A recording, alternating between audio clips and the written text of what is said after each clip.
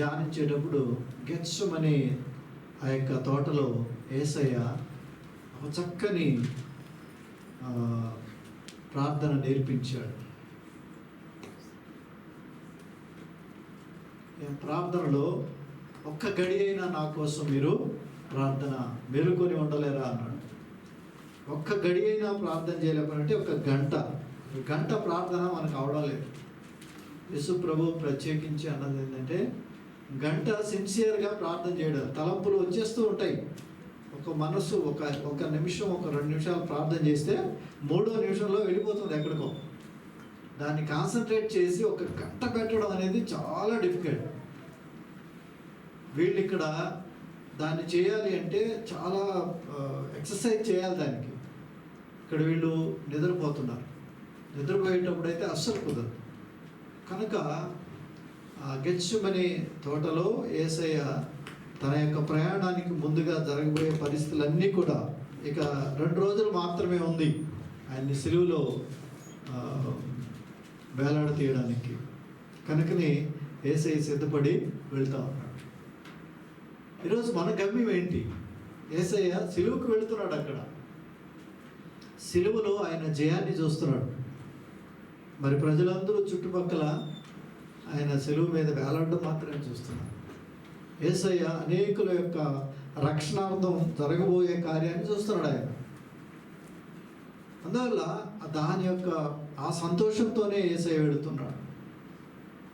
మరి బాధ లేదంటారా? ఫిజికల్గా వాళ్ళకి కష్టాలు లేదంటాడా? యేసు ప్రభు ఆ యొక్క రక్తాన్ని చిందించుకున్నప్పుడు వాళ్ళ దగ్గర ఆ విధంగా పట్టుబడుతున్నప్పుడు యేసయ్యకి మరి భారం లేదంటారా? మనం అనుకుంటాం మనం శరీరంలో మనం పడే బాధనే మనం ఎక్కువగా తీసుకుంటాం. కానీ యేసయ్య పడ్డ ఆ యొక్క శారీరకమైన బాధ ఎంతో ఉంది. అది మర్చిపోతాం మనం. యేసయ్య నాకు ఇచ్చాడు, కృప ఇచ్చాడు కాబట్టి ఎంతైనా మనం డివియేట్ కావచ్చు అనుకుంటున్నాం. ప్రియమైన దేవుని బిడ్డలారా, అది కాదు దాని ఉద్దేశ్యం.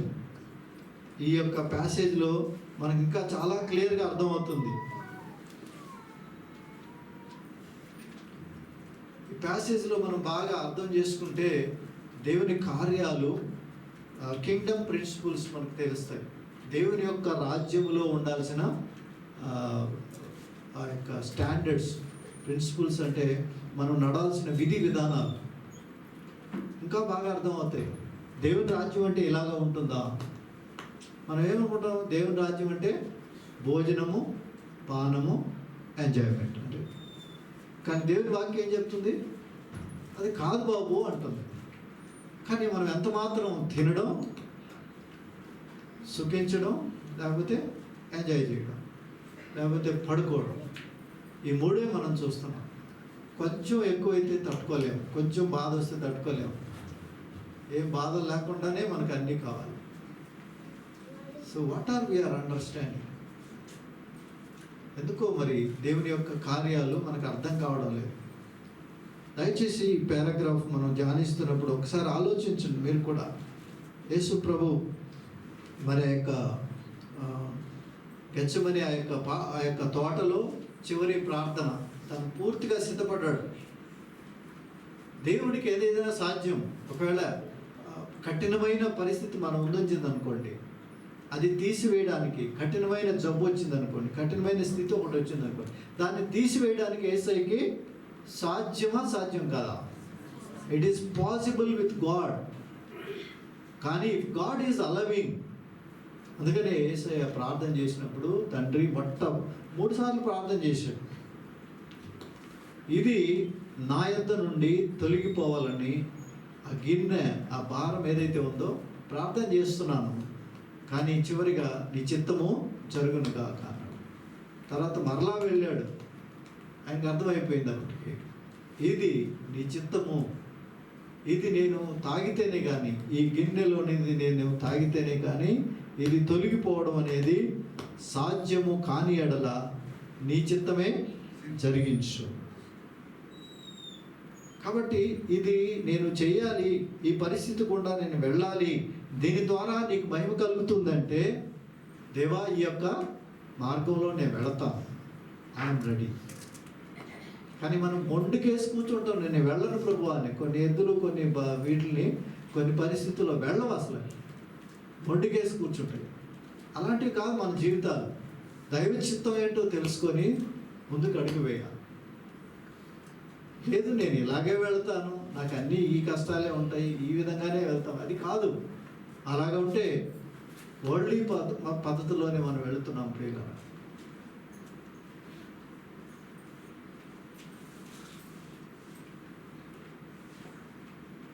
మన జీవితాల్లో మార్పు అనేది రాకుండా కేవలం ఏదో సరదాగా చర్చికి వచ్చిపోయినట్టుగా మనం వస్తుంటే అది వేషధారణ అవుతుంది.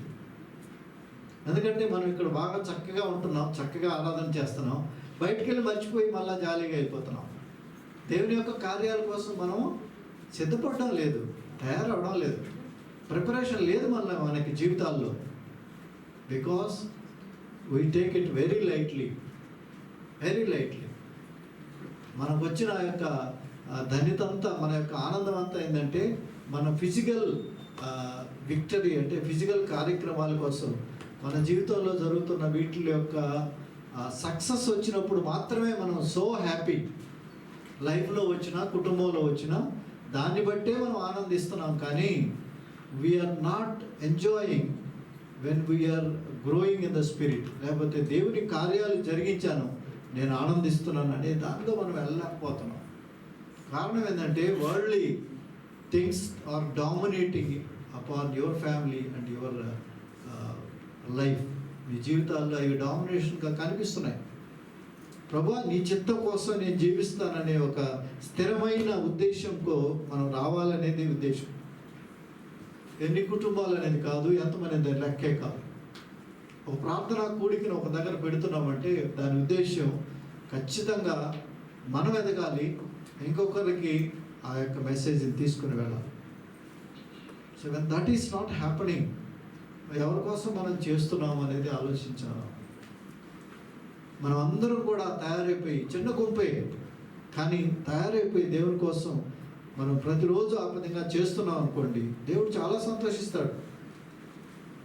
దేవునికి మనకు కావాల్సింది ఏమంటే ఆయన చిత్తము జరిగించాడు. కనుక యేసయ్య ఇక్కడ గెత్సెమనే యొక్క తోటలో నుంచి బయలుదేరి ఆయనకు ముందున్న ట్రయల్స్ అవన్నీ కూడా ఆయన దగ్గర ఉన్నాయి. ఆయన సిలువ కనిపిస్తూ ఉంది. ఎస్ ప్రిపేర్డ్ హిస్ మైండ్, ముందుకు వెళ్ళిపోతా ఉన్నాడు. మనం కూడా అలాగే ఉండాలి. మనకేంటి గమ్యం? మన గమ్యము ఏదో బిల్డింగ్ కట్టాలి, మల్టీ స్టోర్డ్ బిల్డింగ్ ఒకటి కట్టాలి, లేకపోతే అందరికీ కంప్లీట్గా పెళ్ళిళ్ళు చక్కగా చేసి మనవాళ్ళు ఎత్తుకోవాలి. So all these things are there, but they are all worldly things. మనం వరల్డ్లీ థింగ్స్ మాత్రమే పెట్టుకొని దేవుని ప్రణాళిక ఏది లేకుండా జీరో చేసుకున్నాం అనుకోండి, వీఆర్ జీరో. దేవుడు నువ్వు ఎంతగా బాగా గొప్పగా మ్యారేజ్ చేసావు, ఎంతగా మనవాళ్ళు ఎత్తుకొని తిరిగావు, ఎంతమంది చేసావు అని దేవుడు అడగడు. దేవుడు నీవు దేవుని రాజ్య స్వార్థ కోసం ఎలాగా నువ్వు జీవించావు, అనుదినము నేను ఇచ్చే ఆయుష్ను ఎంతగా నువ్వు తీసుకున్నావు. థ్యాంక్స్ గివింగ్ అనేది చాలా ఇంపార్టెంట్. ప్రతిరోజు థ్యాంక్స్ కలిగి ఉండాలి. థ్యాంక్స్ గివింగ్ అనేది నేచర్లో మనకు పార్ట్ అయిపోయి ఉండాలి. యేసయ్య ఇక్కడ బయలుదేరి వెళుతున్నాడు. ఆయన ముందు చాలా భయంకరమైన ఆ శిలువ మరణం ముందు ఉన్నది.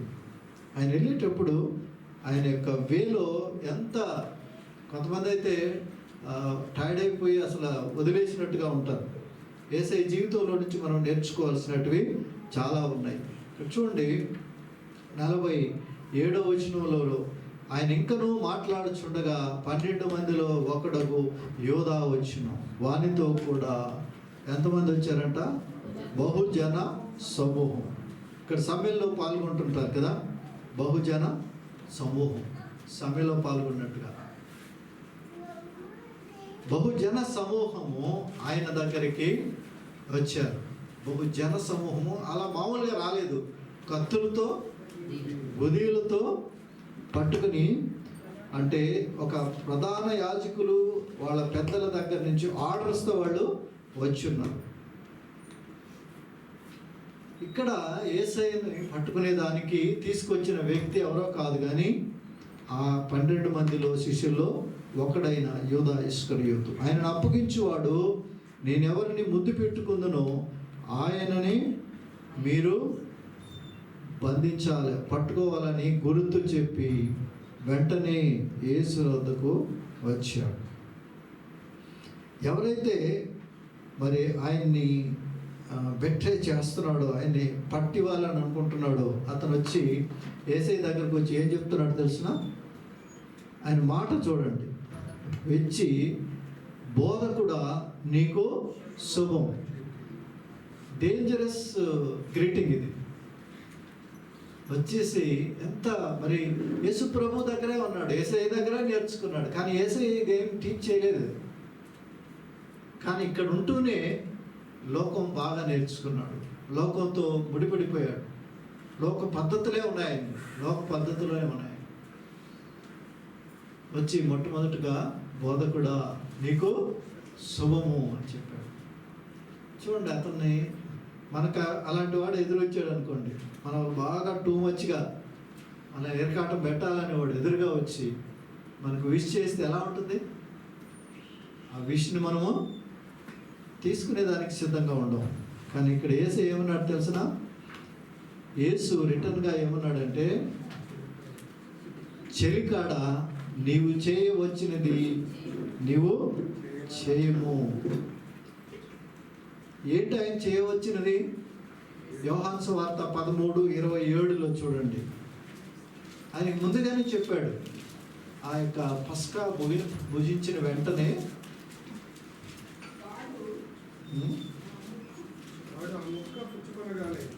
వాడు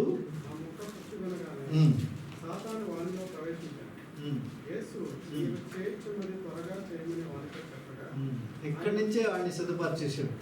వాడి మనసులో ఉండేదంతా గమనించాడు. యేసు నీవు చేయనది త్వరగా చేయమని చెప్పాడు. ఇక్కడికి వచ్చేటప్పటికి ఏమంటున్నాడు? చెలికాడా నీవు చేయవచ్చినది చేయి. అక్కడ నువ్వు చేయబోయేది త్వరగా చేయి అన్నాడు. ఇక్కడికి వచ్చేటప్పటికి ఆల్రెడీ రంగంలో వచ్చాడు. Is about to hand over. కనుక చెలికాడ నీవు చేయవచ్చినది నువ్వు చేయమని చెప్పగా వారు దగ్గరకు వచ్చి ఆయన మీద పడి ఆయనను పట్టుకున్నది. ఇప్పుడు 51 నుంచి మనం చూస్తే సిచ్యువేషన్ ఇస్ అండర్ గ్రిమ్, లేకపోతే ఒక చీకటి కమ్మిన మబ్బుల్లాగా ఉంది పరిస్థితి. చుట్టుపక్కల అనేక మంది సైన్యము, కత్తులు ఉన్నాయి. శిష్యులు దగ్గరగా ఉన్నారు, ఇంకెవరు లేరు అక్కడ, చీకటి ప్రదేశం. సో అనేక మంది సైన్యంతో చుట్టుపక్కల వాళ్ళు వచ్చినారు. దాదాపు 600 మంది సైన్యం అంతా చుట్టుకొని ఉన్నారు. అందరూ కూడా వెపన్స్తో వచ్చేస్తున్నారు. ఇక్కడ యేసు ప్రభుతో మరి ఆయన శిష్యుల దగ్గర జరిగిన సంభాషణ మనం చూస్తే 51, ఇదిగో యేసుతో కూడా ఉన్న వారిలో ఒకడు చేయి చాపి కత్తి దూసి చెవి తరిగింది. ఇక్కడ ఆయన పేరు చెప్పలేదు. యేసుతో కూడా ఉన్న వారిలో ఒకడు చేయి చాచి కత్తి దూసి ప్రధాన యాజకుని దాసుని కొట్టి వాని చెవి తెరగనరికెను. ఈయన ఎవరైనా? పేతురు. ఎలా తెలుసు? ఇదే సంభవాన్ని మీరు కావాల్సి ఉంటే తర్వాత మార్కు సువార్త 14వ అధ్యాయంలో, లూకా సువార్త 22వ అధ్యాయంలో, యోహాను సువార్త 18వ అధ్యాయం ఇట్లో కూడా ఉంది. మరి లూకా సువార్తలో ఆయన యొక్క చెవి నెరక పడడం అనేది అక్కడ రాస్తున్నాడు. ఒకసారి లూకా సువార్త 22వ వచనం చూస్తే 49లో ఆయన చుట్టూ ఉన్నవారు జరగబోవు దాన్ని చూచి ప్రభువా కత్తితో నరుకుదుమా అని ఆయనను అడిగిరి. అంతలో వారిలో ఒకడు ప్రధాన యాజకుని దాసుని కొట్టి వాని కుడి చెవి తెగ నరికెను. ఇక్కడ కూడా పేరు రాలేదు. మీరు ఒకసారి యోహాను సువార్త 18వ అధ్యాయము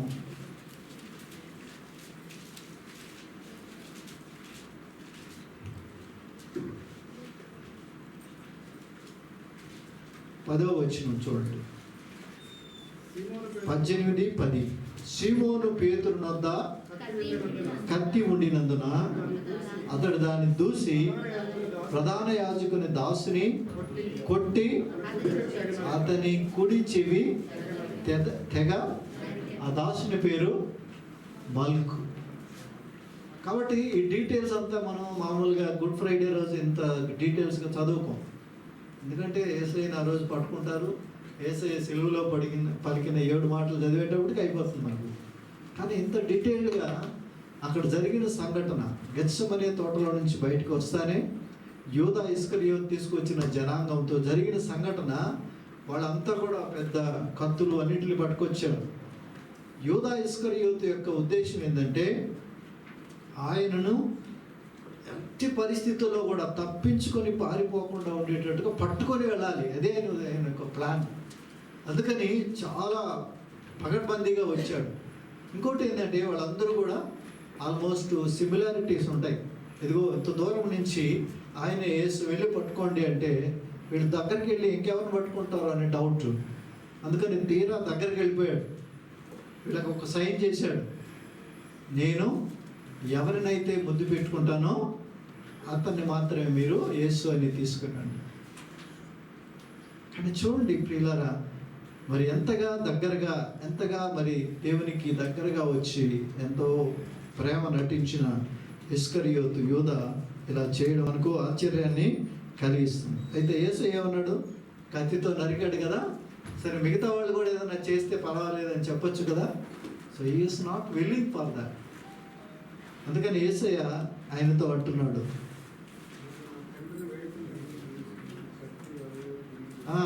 నీ కత్తిని నీవు తిరిగి, ఇంత మట్టుకు చాలు, నీ కత్తిని తిరిగి వరలో పెట్టుము. నేను తండ్రిని అడిగిన ఎడల నాకు 12 సేనా వ్యూహముల కంటే ఎక్కువ మంది దూతలు ఇప్పుడే నాకు పంపించడు అని నువ్వు అనుకుంటున్నావా? నేను ప్రార్థన చేస్తే తండ్రి 12 సేనా వ్యూహములు, ఇక్కడ ఒక 600 మంది ఉన్నారు, కానీ 12 సేన అంటే 6,000 కంటే కూడా ఇక్కడ ఒక సేనకి ఎంత అంటే 6,000, 12 × 7 72,000 సైన్యాన్ని ఇప్పుడే పంపించడు అని నువ్వు ఏమైనా అనుమానపడుతున్నావా? అలాగే పాత నిబంధనలో చూస్తే ఒక దూత ఒక్క నైట్లో 185,000 మందిని చంపిపడేసి, ఓన్లీ 1 నైట్. ఇప్పుడు ఈ 72,000 మంది దూతలు మరి ఎంతమందిని చంపగలవు? ఒక్క దూత 185,000 మందిని ఒక్కసారి చంపగలిగినప్పుడు ఎంత కెపాసిటీ ఉంది? దేవా పంపించు అంటే చాలు, వెంటనే రంగంలోకి దిగిపోతారు. మిలిటరీ, పారామిలిటరీ అందరూ దిగిపోతారు. బట్ యేసయ్య ఏమంటున్నాడు? నేను వాడుకోనవి, దైవ చిత్తం నెరవేర్చబడాలి. ఇది జరిగితే తండ్రి చిత్తం నెరవేర్చబడదు. కాబట్టి నీ యొక్క కత్తిని నువ్వు వరలో పెట్టు అని చెప్పి అక్కడ ఆయన ఆపినట్టుగా మనము చూస్తున్నాం. అయితే పేతురుతో ఏమంటున్నాడు తెలిసిన? నువ్వు కత్తి పట్టుకొని చంపుతున్నావు కదా, కత్తితో ఎవరైతే చంపుతారో తిరిగి వాళ్ళు కూడా కత్తితోనే చంపబడతారు. మీరు అనుకుంటున్నారేమో, మీరు ఏది చేస్తే అది తిరిగి మీ మీద పడుతుంది. చూడండి, జెనిసిస్లో ఆదికాండం 9:6లో మనకు ఈ ప్రిన్సిపల్స్ ఉన్నాయి. ద్వితీయోపదేశ కాండంలో ఉంటాయి, అలాగే ప్రకటన గ్రంథంలో ఉన్నాయి, హెచ్కేఎల్ గ్రంథంలో ఉన్నాయి. 1-2 చూస్తే మనకు అర్థమవుతుంది. నరుని రక్తము చిందించు వాని రక్తము నరుని వలనే. కాబట్టి నువ్వు కత్తితో పట్టుకుంటున్నావు, నువ్వు కత్తితోనే చంపబడతావు. నువ్వు ఏ విధంగా అయితే చేస్తావో అదే విధంగా నీ మీద పడుతుంది. ఒకడు గుంటతో వేరే వాడిని పూడ్చిపెడతావు అనుకుంటే ఆ గుంటలో నువ్వే పడతావు అంటాడు. అలాగే ప్రకటన గ్రంథం 13:10లో కూడా ఈ మాట మరలా మనకు రివీల్ చేయబడ్డది. 13th chapter verse 10. ఎవడైనను చెరపట్టవలనని ఉన్న ఎడల వాడు చెరలోనికి పోవును. ఎవడైనను ఖడ్గము చేత చంపిన ఎడల వాడు ఖడ్గము చేత చంపబడవలెను. చాలు ఖడ్గము చేత చంపిన ఎడల ఇక్కడ ఏమన్నాడు యేసయ్య?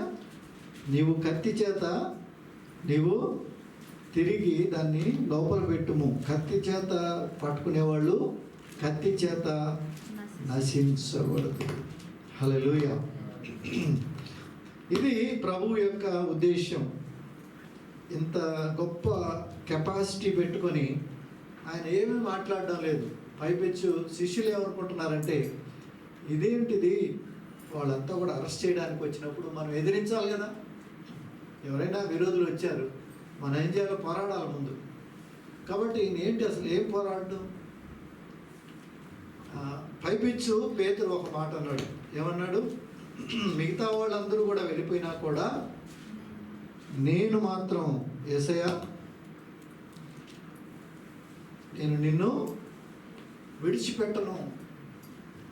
అందుకు యేసు ప్రభు ఒక మాట అంటున్నాడు, నీవు విడిచిపెట్టను అని చెప్పి అంటున్నావు. కానీ తర్వాత మనం 57 నుంచి చూస్తే యేసు ఎరగను అని చెప్పి 3 సార్లు బొక్కుతాడు పేతురు.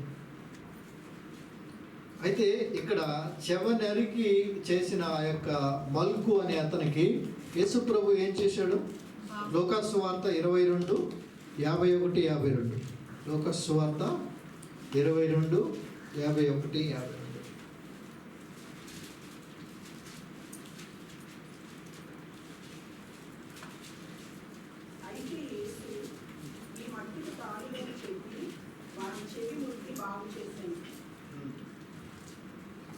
ఏం చేశాడు అక్కడ?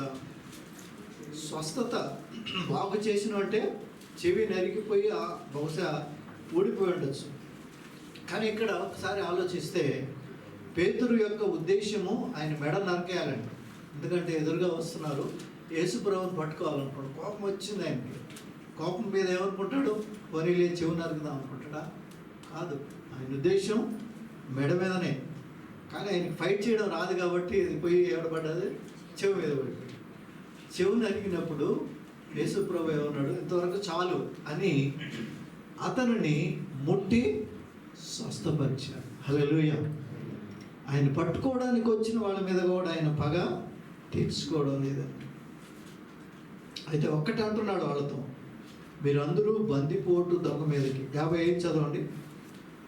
వచ్చినట్లు కత్తులతో గురియలతో నన్ను పట్టుకోవడానికి వచ్చారు.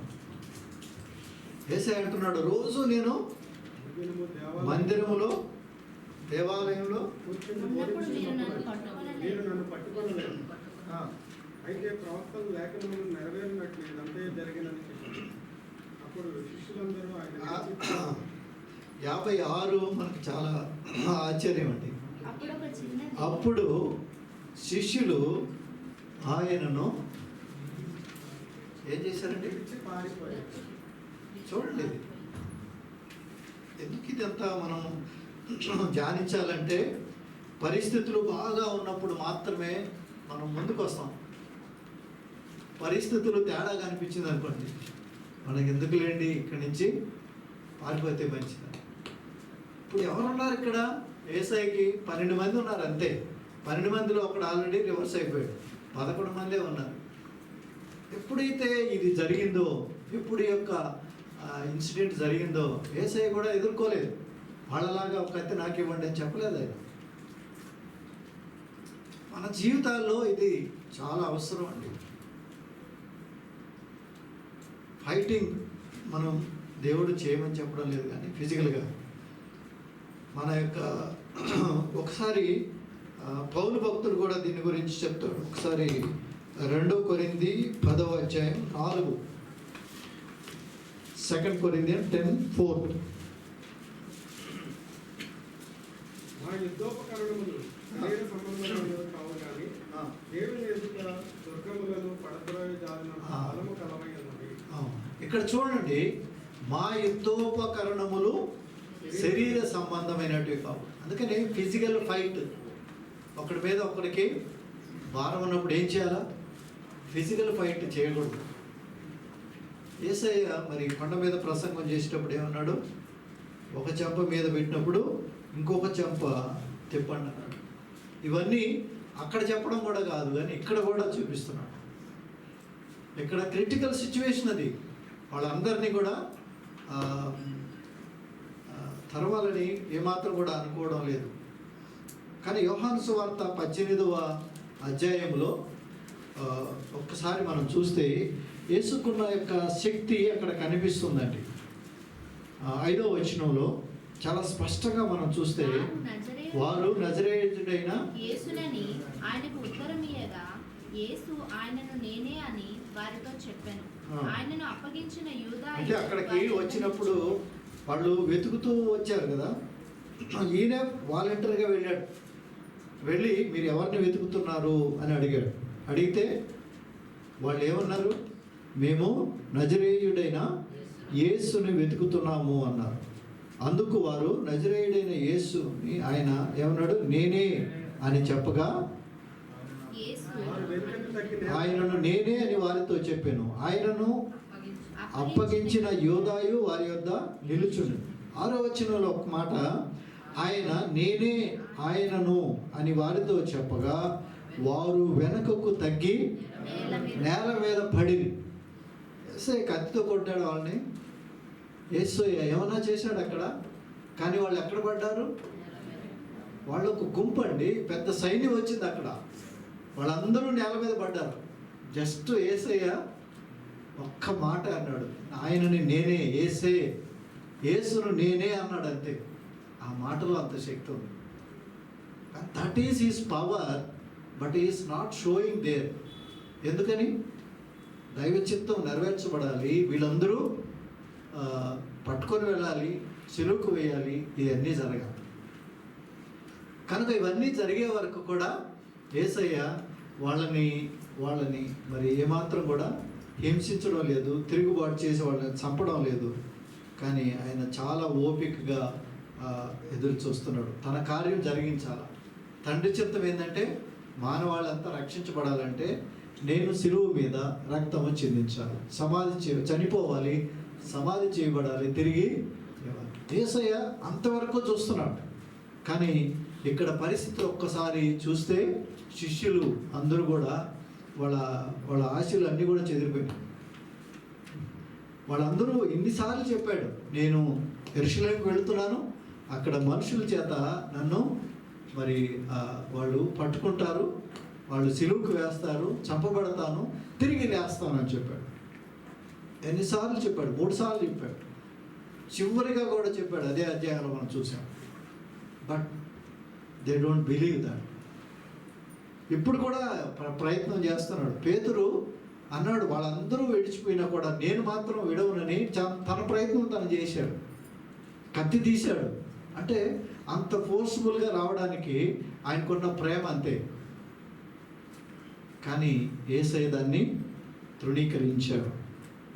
అయితే ఈ పరిస్థితుల మధ్యలో ఒక్కటే మనం ఆలోచించాల్సింది, 57 నుంచి మనం 75 వరకు చూస్తే యేసు ప్రభువుని అక్కడికి తీసుకొని వెళ్తారు. అక్కడ కూడా అన్ని ప్రయత్నాలు, నేరుగా పిలాతు అంటే రోమా గవర్నర్ దగ్గరికి తీసుకుపోరు, కానీ డైరెక్ట్గా యాజకుని దగ్గరికి తీసుకుపోతారు. టైం ఎంత? ఇప్పుడు it is the mid night కదా, మిడ్ నైట్ అది. ఆ రోజే అన్నాడు, నేను ఎరగనని 3 సార్లు అబద్ధం ఆడతావని పేతురుతో అన్నాడు. కైఫా దగ్గరికి తీసుకువెళ్ళారు. కైఫా ప్రధాన యాజకుల దగ్గర. అక్కడికి వెళ్ళినప్పుడు వాళ్ళు ఎన్నో సాకులు ఎతికారు, ఏమీ దొరకలేదు. ఒక అతను వచ్చాడు, ఇతను దేవాలయాన్ని పడగొట్టి వేరొక విధంగా మరలా లేపుతానన్నాడు అని చెప్పి అన్నాడు. అతనికి అర్థం కాలేదు. ఆయన చెప్పింది యేసు ప్రభు తన యొక్క శరీరం గురించి. అయినా కూడా అది నిలవలేదు. ప్రధాన యాజకుడికి ఏమి తెలియలేదు, ఏమి యొక్క కారణం చేత ఇతను అప్పచెప్దామనేసి. అప్పుడు అంటున్నాడు, నేను జీవం గల దేవుని మీద ఒట్టేసి అడుగుతున్నాను, you tell me who are you, నువ్వు నిజంగా ఎవరు అని చెప్పన్నప్పుడు యేసయ్య అన్నాడు, నేను దేవుని కుమారుడను, మీరు దేవుని కుడిపార్శ్వమున వద్ద కూర్చుండడం మీరు త్వరలో చూడబోతారు అని ఎప్పుడైతే అంటాడో వెంటనే వాళ్ళందరూ కూడా వాళ్ళ యొక్క బట్టలు చింపుకొని ఈ సాక్ష్యం మనకు చాలని అది డిక్లేర్ చేస్తారు. ఈ declare that is fit for the death, మరణానికి ఎలిజిబుల్ అని చెప్పేసి అంటారు. ఇంక మిగతా వాళ్ళందరూ కూడా అదే అంటారు, తీసుకొని వెళ్తారు. ఇదంతా కూడా జరిగిన సంఘటన. అప్ టు మనం చాప్టర్ అంతా కూడా 26వ అధ్యాయం అప్ టు 75 మనం చూస్తే యేసుని నేను చివరి వరకు వాళ్ళందరూ విడిచిపోయినా కూడా నేనే పట్టుకుంటానని చెప్పిన పేతురు ఏమన్నాడంటే, నేను ఎరగనండి అన్నాడు. నువ్వు ఆయనతో పాటు ఉన్నావంటే, లేదు లేదు నేను ఎరగనన్నాడు. ఇంకొకళ్ళు వచ్చి అన్నారు, నీ మాట అదే చెప్తుంది, నువ్వు ఎందుకంటే ఈయన గలిలీ నుంచి వచ్చినాడు, ఈయన మాట వేరేగా ఉంటుంది. చూడండి, ఒక భాష మనకు తెలుస్తుంది కదా, తెలంగాణ భాష వస్తే ఒకటి తెలుస్తుంది, అదే శ్రీకాకుళం వెళ్తే ఒక రకంగా తెలుస్తుంది కదా, అటు సైడ్ నెల్లూరు సైడ్ మనం వెళ్తే అదొక భాష ఉంటుంది. సో భాషను బట్టి వీళ్ళు చెప్పేయగలరు. ఆయన గలిలీయుడు కనుక నువ్వు ఖచ్చితంగా ఆయనతో పాటు ఉన్నట్టు, లేదబ్బా మీరు తప్పు చెప్తున్నారు, నేను ఎప్పుడు ఆయన చూడలేదన్న. అప్పుడు కోడి కూసి. సో ఇవన్నీ కూడా మనం చూడబోతున్నాం. But all together what I want to tell you అంటే, దేవుని యొక్క మరి ఆ యొక్క రాజ్యము పరిస్థితులు, దేవుని యొక్క రాజ్యం యొక్క ప్రిన్సిపల్స్ ఏమై ఉన్నాయో ఇది తెలియజేస్తుంది. దేవుని రాజ్యంలో ఎలా ఉంటుంది? మొట్టమొదటిగా దేవుడు ఆయనకి ఎంత ప్రొవిజన్ ఉంది ఆయనకి. అంటే ఆయన అలా తాకితేనే వాళ్ళు అంతా పడిపోయారు, అసలు తాకలేదు, నేనే యేసు అంటేనే వాళ్ళు పడిపోయారు. అంతా ఉంది అక్కడ. పవర్ ఇస్ దేర్, ప్రొవిడెన్స్ అంతా ఉంది అక్కడ. దేవుని యొక్క సన్నిధి అక్కడ ఉంది, ఆయనతో పాటు ఉంది. కానీ మనం చూస్తున్నట్టుగా అక్కడ కంటిన్యూస్గా అలాగా జరగదు. అందరూ వదిలేశారు, ఏం జరిగిపోతుందో తెలియదు. శిష్యులు అనుకున్నారు ఇంతటితో అయిపోయింది యేసే చరిత్ర అనుకుని వదిలేశారు. కానీ మొట్టమొదటి గుర్తించాల్సింది, మనకి ఏదైతే జరగడం లేదనుకుంటామో, ఏదైతే మన కంటికి కనిపించడం లేదో అది రియాలిటీ కాదు. There is a victory. Amen. నువ్వు చూస్తున్న సమస్య ఏదైతే ఉందో దాని వెనకాల యేసయ్య నీకు ఒక విజయాన్ని ఉంచాడు. నువ్వు దాన్ని చూడాలి. నీ ముందు ఉన్నది ఇది, దీన్నే చూసేసి ఇంతటితో అయిపోయిందంటే కాదు. యేసయ్య ఆయన పునరుద్ధానుడు అయిన తర్వాత సంఘము ఉద్భవించి ఎంతోమంది రక్షణలోకి రావడం అన్నీ చూస్తున్నాడు. 3 రోజుల తర్వాత ఆయన పునరుద్ధానుడు అవ్వబోతున్నాడు. సో యేసు ప్రభువు యొక్క పరిస్థితి అంతా కూడా ఆయన తిరిగి లేచి మరి అనేకులు రక్షణలోకి రావడం చూస్తున్నాడు. కానీ ఇక్కడ పరిస్థితి అంతా ఎట్లా కనిపిస్తుంది? ఏమీ కనిపించినట్టుగా, చాలా చీకటి అంధకారం కమ్ముకున్నట్టుగా కనిపిస్తుంది పరిస్థితులు. చూడండి, but always there is a positive indication ఉంది అక్కడ. కానీ ఎవరు చూడగలరంటే దేవుని చిత్తం ఎరిగినప్పుడు మాత్రమే మనము దాన్ని చూడగలము. కాబట్టి ఈ పరిస్థితులు కనిపించినట్లుగా అవి మరి అలాగే ఉండవు. ఎలాగైతే మనకు కనిపిస్తుంది అలాగే ఉండదు. అక్కడ పరిస్థితులు మారుతాయి. ఒక్కొక్కసారి మీ యొక్క స్థితిలో అనుకున్నట్టు జరగడం లేదు, ఇది ఇలాగే వెళుతుంది అంటే పాజిటివ్ ఫెయిత్ ఉండాలి. ఇందాక వెనకాల సాక్ష్యం చెప్తాను, పాజిటివ్గా దేవుని చిత్తం ఇది కనుక జరుగుతుంది. దేవుని చిత్తం ఏంటో నీకు తెలియాలి. అలా కాకుండా మనం అడిగే దానిలోని దైవ చిత్తమే లేకుండా అడగడం కాదు, కానీ దేవుని యొక్క ఉద్దేశ ప్రకారంగా నువ్వు ముందుకు వెళుతుంటే దేవుడు ముందుగా ఒక విక్టరీని పెట్టున్నాడు, దాన్ని నేను చూడగలను అని చెప్పారు. హల్లెలూయా. కనుక దేవుని యొక్క చిత్తములో దెర్ ఈజ్ ఏ ప్రొవిజన్, లేకపోతే దేవుడు సమృద్ధిగా అక్కడ నీకు కావాల్సిన సదుపాయాలని చేసి ఉన్నాడు. కానీ నువ్వు ఇప్పుడు చూడలేకపోతున్నావు. అంత మాత్రాన అది ఫెయిల్యూర్ అని మనము చూడకూడదు. పేతురు అయితే అసలు ఏంటి, ఈయన్ని హెల్ప్ చేసుకోలేకపోతున్నాడు, కత్తి కూడా తీయలేదు అని అతను అంతా మొత్తం డిమ్ అయిపోయాడు.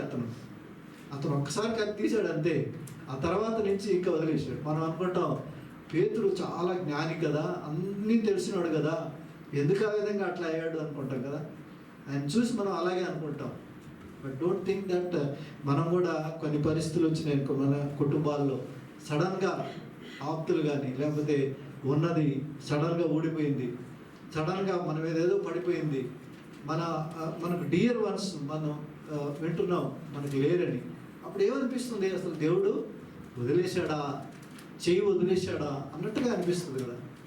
సో సిమిలర్ కండిషన్ పేతురు కూడా వెళ్తున్నాడు. ఆయనకేం అర్థం కావడం లేదు. యేసయ్యని సడన్గా అట్లా వదిలిపెట్టడానికి. మన పరిస్థితులు అలాగా ఉన్నప్పుడు ఈ యొక్క దేవుని యొక్క రాజ్యం యొక్క సూత్రాలు మనకు పనికొస్తాయి. Kingdom principles. మనకు డూమ్గా ఉండేది అది రియల్ కాదు. దెర్ ఈజ్ ఏ పాజిటివ్నెస్, లేకపోతే విజయము దాని తర్వాత వస్తుందని మనము తెలుసుకోవాలి. హల్లెలూయా. ఎందుకంటే మన పేతురులాగానే మనం కూడా చాలాసార్లు రియాక్ట్ అవుతాం. కానీ యేసు ప్రభు అక్కడ చాలా కాన్ఫిడెంట్గా వెళుతున్నాడు. స్నేహితుడా, నువ్వు చేయాల్సింది చెయ్యి అంటున్నాడు. యోధాన్ని పట్టుకొని కొట్టలేదు అక్కడ.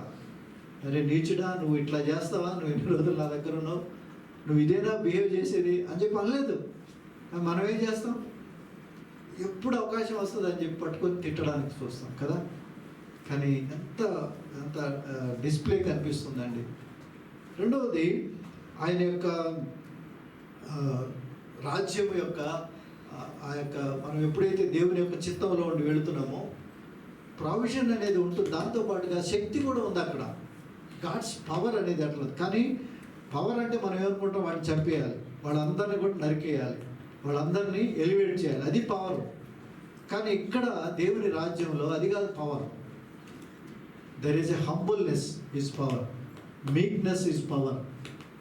ఓపికగా ఎదురు చూడడం అనేది పవర్. ఎందుకంటే ఏది రిలీజ్ చేయాలి, ఏది మనం ఓపికతో నిలబడాలి, అది పవర్. మనకు ఆ పవర్ కావాలి. అది సెల్ఫ్ కంట్రోల్ అంట. పరిస్థితులు మధ్యలో, పరిస్థితులు నీకు అనుకూలంగా లేవు కానీ ముందుకు వెళ్ళాలి, అప్పుడు ఉండేది దేవుని యొక్క శక్తి. That is nothing but a weakness. Weakness అంటే అది సాత్వికం. యేసయ్య అది కలిగి ఉన్నాడు అక్కడ. మనకు కూడా అదే కావాలండి. వెన్ క్రిటికల్ థింగ్స్ అట్లాంటివి కనిపిస్తుంటే, గ్లూమీ చీకటి అట్లా కనిపిస్తూ ఉంటే, నాకు ముందు విజయం ఉంది, God will never leave me అని మనం ముందుకు వెళ్ళాలి. చూడండి, అబ్రహాముకు ఆ నమ్మకం లేకపోతే ఆయన వయసులో దాటిపోయాడు. ఆల్మోస్ట్ 99కి వెళ్ళిపోయాడు ఆయన. అక్కడ హోప్లెస్ కండిషన్లో అది అక్కడ ఆగిపోలేదు ఆయనకి. ఇంకా ఆయన పాజిటివ్గానే చూస్తున్నాడు. యోసేపుని బంధించినప్పుడు యోసేపుని వాళ్ళు తన అన్నలే తనకు వచ్చిన కళ ఏంటో చూద్దాము అని పూర్తి చేద్దాం అనుకొని గుంటతో వేసినప్పుడు అయిపోయింది అనుకోవాలి. కానీ యోసేపు చివరిగా ఏమన్నాడు తెలిసిన, వాళ్ళ అన్నలందరూ ఆయన దగ్గరికి వచ్చారు. వచ్చిన తర్వాత వాళ్ళతో అంటున్నాడు, మీరు నన్ను చంపేయాలని ప్రయత్నం చేశారు, కానీ ఆ ప్రయత్నం ద్వారా నేను ఈరోజు అనేకులకు ఆశీర్వాదకరంగా మారాను. హల్లెలూయా. చివరికి మరి దేశానికంతా కూడా భోజనం ఆ యొక్క కరువులో పెట్టడానికి ఈయన ఇన్ఛార్జ్ అయ్యాడు. కానీ అన్నలు ఏం చూశారు, పాతి పెట్టేద్దామని చూశారు. వీడి కళ ఈడేంటి అనుకున్నారు. కానీ అలా ఏం జరగలేదు. యోబు పరిస్థితి మనం చూస్తే కుటుంబం అంతా పోతుంది. ఇంకెందుకు దేవుడు అన్నీ తీసేశాడు, ఆస్తి తీసాడు, పిల్లలు తీసేశాడు, ఆయనకున్న ఆరోగ్యం కూడా తీసాడు, ఇంకేం లేదు అనుకున్నాం. But if you go through all the chapters, చివరికి 42వ అధ్యాయంలో వస్తే యోబుకున్న పూర్వస్థితి కంటే కూడా 2 దేవుడు ఆశీర్వదించాడు. హల్లెలూయా. ఎంతమంది సంతానం ఉంటే అంతకు డబుల్ చేశాడు. ఎంతమంది ఆయనకు గొర్రెలు ఎడ్లు ఉంటే దానికి డబుల్ చేశాడు. ఇవన్నీ చివరికి చూసినప్పుడు మనం అర్థం చేసుకునేది, ఒక పరిస్థితి గుండా దైవ చిత్తంలో వెళ్ళాలి. ఐఎమ్ రిమైండింగ్ ఎవ్రీ టైం, ఆ దైవ చిత్తం అనేది మీరు తెలుసుకోవాలి.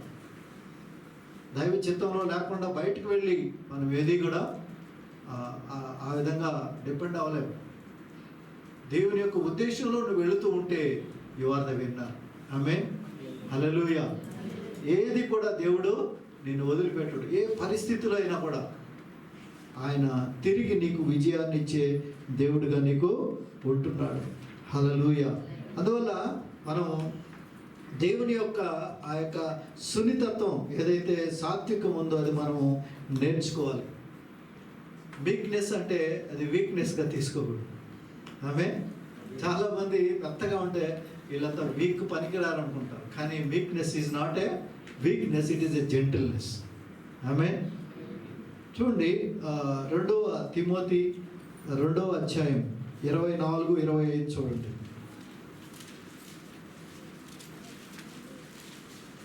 రెండవ తిమోతి 2:24. సత్య విషయమైన అనుభవ జ్ఞానం వారికి కలుగుటకు దేవుడు ఒకవేళ ఎదురాడు వారికి మారు మనసు దయచేయనేమో అని. అందువలన సాతాను తన ఇష్టము చొప్పున చెరపట్టిన వీరు వాని ఉరిలో నుండి తప్పించుకొని మేలుకొనిదరేమో అని ప్రభువు యొక్క దాసుడు అట్టి వారిని సాత్వికముతో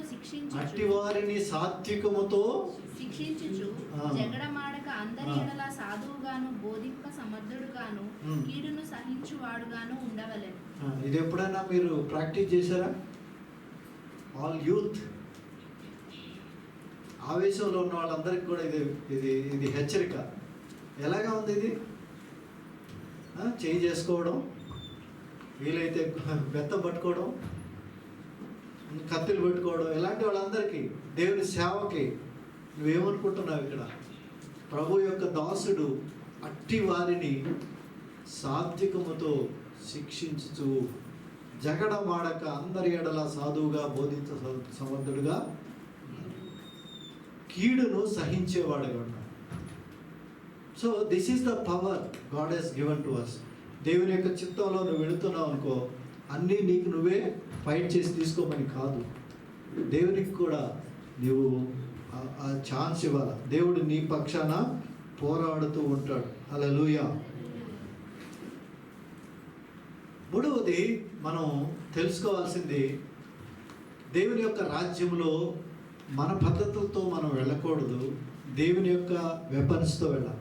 దేవుని వెపన్స్. పేతురు ఏం చేశాడు? ఫిజికల్గా ఒక కత్తి తీశాడు, అదేం కుదరదు. So God only expecting that you should go in his way, అంటే ఆయన పద్ధతుల్లోనే వెళ్ళాలి. ఈరోజు వరల్డ్లీ పద్ధతుల్లో చూసి మనం చాలా పనులు చేస్తుంటాం కదా. కొంతమందిని అట్రాక్ట్ చేయాలనుకోండి, కొన్ని ఫీచర్స్ పెడతాం.